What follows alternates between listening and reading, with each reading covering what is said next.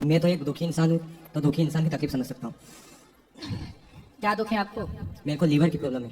Liver? खाना हजम नहीं होता है, एसिडिटी इतना ज़्यादा बनता है कि मैं मौत की दुआ मांगने लग जाता हूँ। और YouTube पर चैनल को सब्सक्राइब कर लीजिएगा।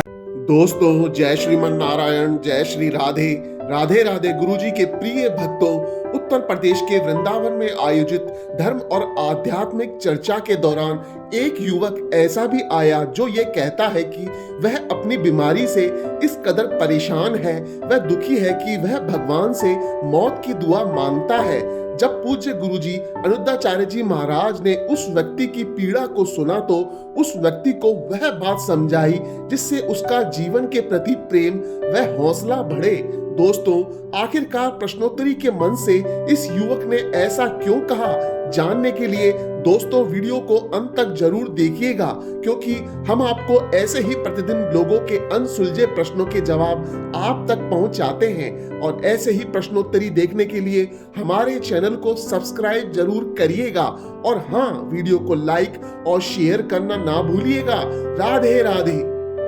तो मैं व्यासपीठ को नमन करता हूँ और आपके चरणों को चरण स्पर्श करता हूँ। खुश रहिए। मैं तो एक दुखी इंसान हूँ, तो दुखी इंसान की तकलीफ समझ सकता हूँ। क्या दुख है आपको? मेरे को लीवर की प्रॉब्लम है। लीवर? खाना हजम नहीं होता है, एसिडिटी इतना ज़्यादा बनता है कि मैं मौत की दुआ मांगने लग जाता हूँ। और आपकी कथा मेरे सामने चलती थी, फिर भी मैं तो लीवर की दिक्कत क्यों हो गई आपको? कोई नशा करते थे? नहीं, मेरे को डेंगू हुआ था 2021 में अक्टूबर महीने में, वो जब बहुत चल रहा था। 70 इंजेक्शन लगे मुझे और उसके बाद मेरा ये अंग्रेजी गोली दवाई की वजह से तक मैं पहले हेल्थ में भी था, लेकिन फिर समय ऐसा बदला, मेरे को भी समझ में नहीं आया कि क्या हो रहा है। और अब 2 साल के बाद मतलब सब जगह देवता वगैरह सब घूम गए, कोई कोई बोले, कोई कुछ बोले, लेकिन अपने मन में था कि मैं केवल महाकाल को मानता है कि अकाल मृत्यु वो मरे जो काम करे चंडाल का, काल भी उसका क्या बिगाड़े जो भक्त हो महाकाल का। जी गुरु जी, तो मैं ये कहना चाहता हूँ कि मुझे इतना दुख क्यों मिला, जबकि मैं सबका अच्छा सोचता हूँ। फिर भी आपने अभी अच्छा सोचा ना सबका, तो आपका आगे अच्छा होगा। जो पिछले जन्म में हमसे कोई गलत कार्य होता है, ना चाह कर भी जाने अनजाने में, वो सजा हमें मिलती ही मिलती है। भीष्म पितामह को बाणों की सैया मिली तो कोई इसी जन्म का थोड़ी पाप था। पिछले किसी जन्म में एक सांप को कांटों के ढेर में फेंक दिया पितामह ने, किसी जन्म में। उसका दंड इस जन्म में मिला कि बाणों की सैया पर उन्हें लेटना पड़ा। तो ये किसी ना किसी जन्म का प्रारब्ध है जो भोगना ही पड़ता है। इसलिए आप देखो, सारे डॉक्टरों को दिखा लिया?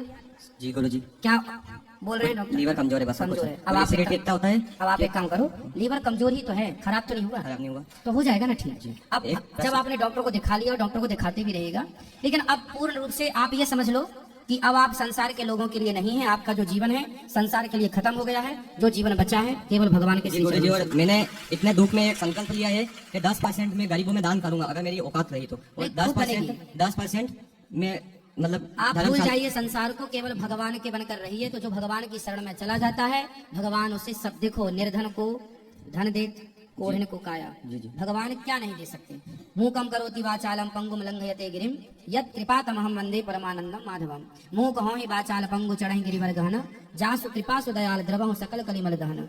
भगवान कहते हैं कि जो मेरी शरण में आ जाता है वो गूंगा हो तो बोलने लग जाता है, लंगड़ा हो तो पहाड़ लांग जाता है। भगवान करे तो क्या नहीं हो सकता। एक प्रश्न और मेरे मन ठीक हो में। जाएगा। 2020 से मैं आपकी कथा सुन रहा हूँ। मेरी मम्मी भी आपके बहुत ये है गुरु जैसे मान। आप और प्रदीप मिश्रा ने इस दुनिया को बता दिया कि भक्ति की ताकत क्या होती है। एक लोटा जल, हर समस्या की हल।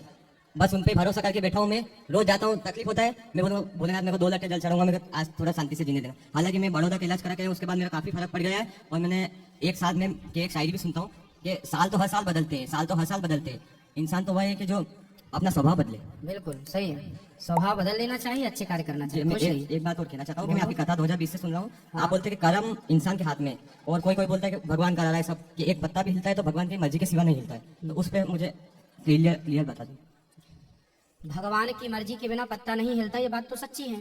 लेकिन ईश्वर ने आपको बुद्धिमान बना रखा है। कोई आपसे कहे कि आग में कूद जाओ तो कूद जाओगे?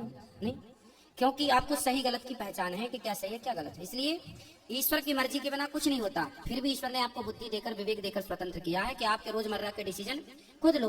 कोई चोरी कर रहा है, हाँ, वही कहना तो चाहता हूँ। कोई चोरी करता है, कोई मर्डर करता है तो क्या भगवान थोड़ी कराता है क्या? वो उसकी अपनी बुद्धि है। उसके अंदर आवाज भी आ रही है कि ये काम गलत है, फिर भी वो किया जा रहा है, तो ये उसका अपना अपराध है। क्योंकि भगवान जो सबके भीतर बैठे हैं वो सबसे यही कहते हैं जो गलत काम करता है, आप चोरी करने लग जाओगे तो आपके अंदर से एक बार आवाज जरूर आएगी कि ये गलत है। तो जो आवाज आती है वो भगवान की है। अब आप उस आवाज को सुनकर अनसुना कर देते हैं और फिर गलत काम करते हैं तो दंड भोगना आपको पड़ेगा। ठीक है, ठीक है। इसलिए ईश्वर जिम्मेदार नहीं है, भगवान की मर्जी से आपका पत्ता हिलता इतना सा है। समय लिया तो प्लीज मेरा वीडियो यूट्यूब पे डाल देना। आपका कोटि कोटि धन्यवाद। सादा चरण पर बाकी बिहारी लाल की जय हो, जय श्री महाकाल। बेटा उनको